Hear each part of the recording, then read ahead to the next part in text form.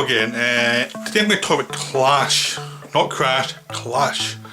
Clash is a film made in Egypt 2016, and it was set in 2013, which was during the time where there was a military uprising against the Prime Minister of Egypt, who was a member of the Muslim Brotherhood.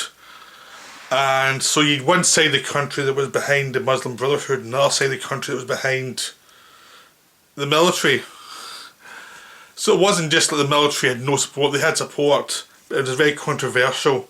And it was a case that if you were Muslim, you were behind the Brotherhood, and if you weren't, or were suspicious of them, you were behind the military. And so it's a very potentially controversial subject matter, but it's done in a very humanistic way, so there's no real villains, it's just humanity being shown in it. So basically what happens is, the whole film's set in this police van, and in the first scene there are two journalists who are caught up with the police, who don't believe in their journalistic integrity and their passy, so just throw them in the van and take away their phones and just take away their chances of actually communicating outside. So they're not very happy, obviously, but in this van they're then taken. The van's driven wherever the police are going, so it's not like they're just taken straight to jail. They actually have to wait till the van can get filled. So you're in this van, as you outside the van, you're all seeing the outbursts of violence. You never see it from the outside, you've all seen it from the van. So it's a very claustrophobic film. So they've always these little, you see them through the slits and seeing everything. When the back door opens, you see the world beyond the back door, and you see what the people see in the van. As they go through another region, they're spotted by protesters who are pro-military, who see the journalists, find out that the journalists in this, and they think the journalists are like supported by the CIA and Americans. They're throwing stuff at the van because they hate the journalists. And then they get arrested, they get thrown in the van with the journalists. So that causes tension, and everyone's blaming each other. It's your fault, I got stuck in this van. No, it's your fault, you should throw stuff at me. You're part of the CIA and all that stuff. And he's like, the journalist is like, no, I'm actually from Egypt. and he's also got a sidekick who is also helping him, who also works for the news organisation, but he's much more in this society, so he knows the society a lot more and knows what you shouldn't say. And the journalist's a bit more idealistic and more brutal to get the story.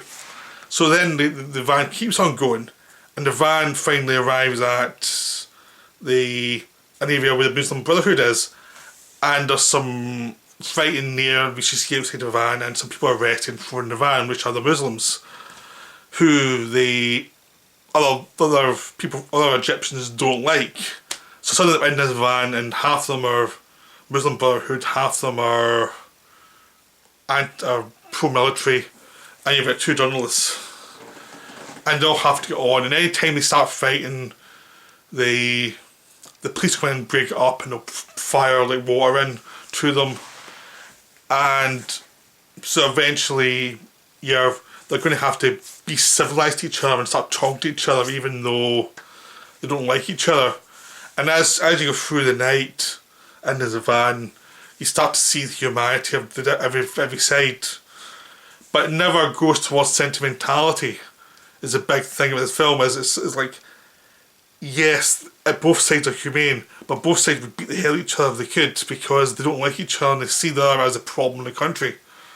Like some of the pro-military people just want, I guess, like a more secular person running the country, just so there's no religion involved in it. It's just like it has to be like non-religious, and they don't trust the Muslim Brotherhood to do that kind of thing. The Muslim Brotherhood thinks their faith is the way of the future, and it's good for society to actually have that faith in society.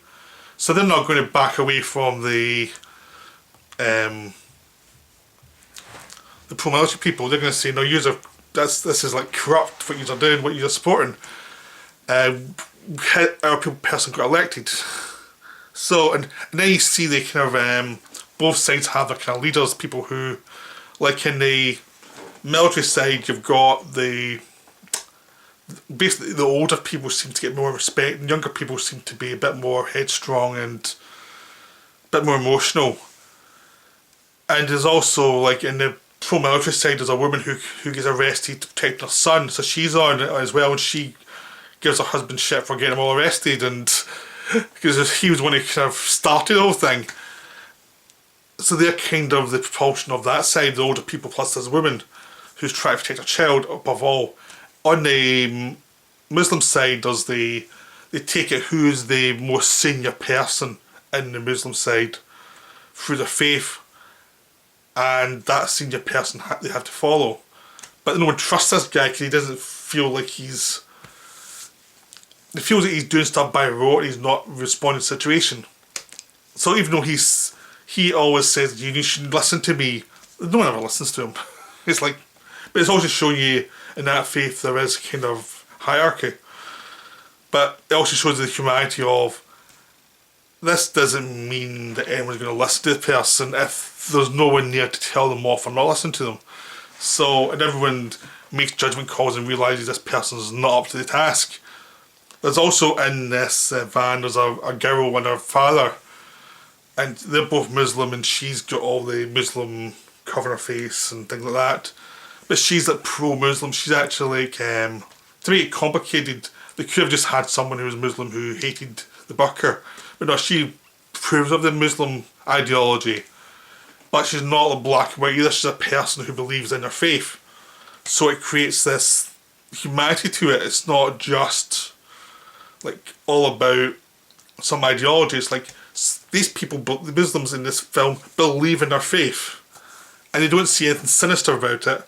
The same way the people who are pro-military believe in their side and don't see anything sinister. They just want religion out of politics. So it's like two different ideologies are clashing, and neither of them are. There's no villain in there. The person who is the people like the least is a journalist who does seem a bit pompous, a bit up himself, and you know, he always kind of does the wrong thing and says the wrong thing, but not in a cliche way. It's just much more like his agenda's in the way of everyone else, and everyone else just wants off the bus and get back home, and he's trying to cover a story, and he's a bit manipulative, and he will lie. He ends up getting arrested. He ends up getting handcuffed to the van by the police because he's annoyed him so much. And so it's just about the complexity of the situation. Like, even in this kind of civil war situation, there's no black and white answer. It's just complicated. Like, some of the biggest disasters take place between people who are meant to be friends who suddenly realise that they have different agendas based on family commitments, and then suddenly it becomes again more complicated. So even people on the same side will argue about stuff, and they all make judgment calls on their own side as well as the other side, and it's like, it just shows how complicated the world is, and there's no simple answer, and there's no big bad villain. Like, if you showed this to the right wing, you'd probably, like a white right wing, they'd probably say, oh, it's obviously the Muslims who are the villains. If you showed it to the lefties, they'd say, oh, it's obviously the military people support the villains. And in this film, it's like, no, it's complicated. Everything's complicated. There's no one who's really bad here. Everyone's got their reasons. It's just like anything with Christianity, anything with Muslim faith. It's complicated. It's not just one thing. If you read anything about it, it's much more complicated than anything you will ever see in the news, you know, or any kind of partisan side will try and suggest. It's people making decisions, and people make decisions based on their faith or based on lack of faith, and they'll stick to it because that's their view of the world. And it is something that you can just categorise in a very simplistic way. And this film just shows the situation degenerating because people can only communicate to a certain level, and then they're going back to their tribes, and it also shows this is happening on a mass level. There's going to be people who are damaged or killed because of mob mentality. No one's paying attention to the little people or the people who are victims of the violence. No one pays attention to that. It's just like, I just need to get through this night and that's it. And no one gets out, you know, undamaged from that mentality of we are seeing people just as the other. So you see your friends as your friend, but you see the other as the other. It just causes more and more violence, and innocent people are going to get caught up in it. So that's a wonderful film. And the Brit and Arrow have a release of this, so I would highly recommend going to see it. Like, it'll be on a sale pretty soon, probably. I would highly recommend buying it and watching it. It's wonderful. It's really good. It got a lot of attention a few years ago, and I think it's been forgotten since then, which is a shame because it is a wonderful film.